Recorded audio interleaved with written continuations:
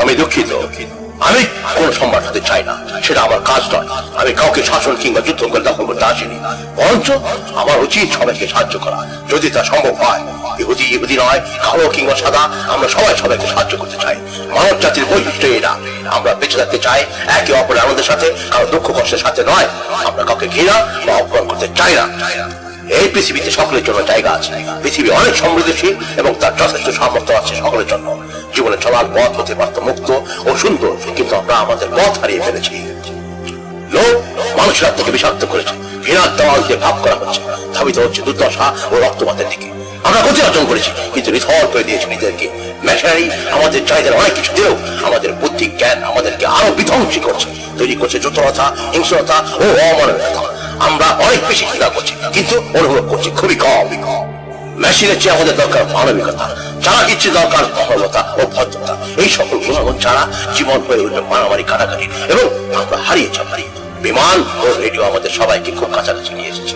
এই সকল আবিষ্কার চরিত্র হচ্ছে মানুষের ভালোবাসার কথা বলবে, পৃথিবীর সাহায্যের জন্য এগিয়ে আসবে।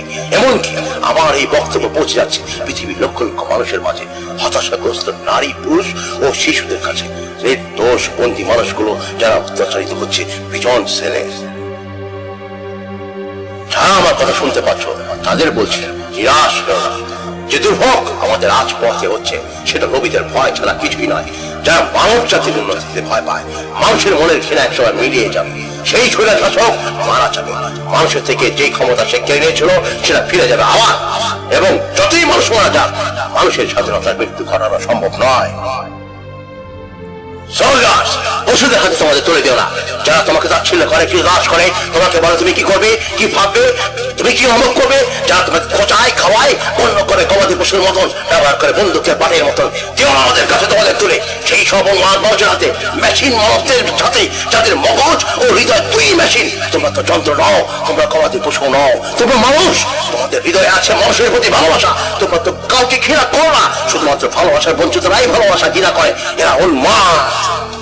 সোলজার্স, নাশকতার কারণে লড়াই করো না, লড়াই করো স্বাধীনতার জন্য। সেন্ট লুইসের 17 অধ্যায়ে লেখা আছে, মানুষের ভিতরে রয়েছে শিক্ষকতা, সামর্থ্য। শুধুমাত্র একটি মানুষের ভিতরে নয়, শুধু একটি গ্রুপে নয়, বরং সবার মধ্যে, তোমার ভিতরেও। তুমি সেই শক্তি যে কিনা মেশিন তৈরি করে সুখ সমৃদ্ধি। তুমি সেই জনগণ যার আছে আসল শক্তি, যে পারে সুন্দর, মুক্ত ও আনন্দময় জীবন তৈরি করতে। তাহলে চলো গণতন্ত্রের খাতিরে আমরা সেই শক্তিকে ব্যবহার করি। চলো আমরা সবাই ঐক্যবদ্ধ হই। চলো যুদ্ধ করি নতুন বিশ্বের জন্য, একটি পরিচ্ছন্ন বিশ্ব যেখানে মানুষের কাজ করে খেতে পারবে, যুবক যুবতীরা পাবে ভবিষ্যৎ, বৃদ্ধরা পাবে নিরাপত্তা। এই সব পূরণ করবে বলে স্বৈরাচাররা ছড়ে পরে ক্ষমতায় গিয়েছে, কিন্তু তারা মিথ্যুক, তারা কখনো তাদের কথা রাখে না, তারা রাখবেও না।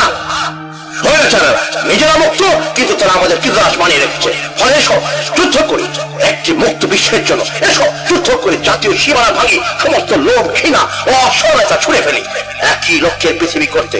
এমন এক পৃথিবী যেখানে বিজ্ঞান ও উন্নয়ন মানুষকে নিয়ে যাবে শান্তির দিকে। এই বিজ্ঞান ও আমাদের সকলের চেষ্টা দিয়ে মানুষের মাঝে শান্তি আনতে হবে। সোলজার্স, গণতন্ত্রের উপর বিশ্বাস রেখে এসো সকলে এক হয়ে।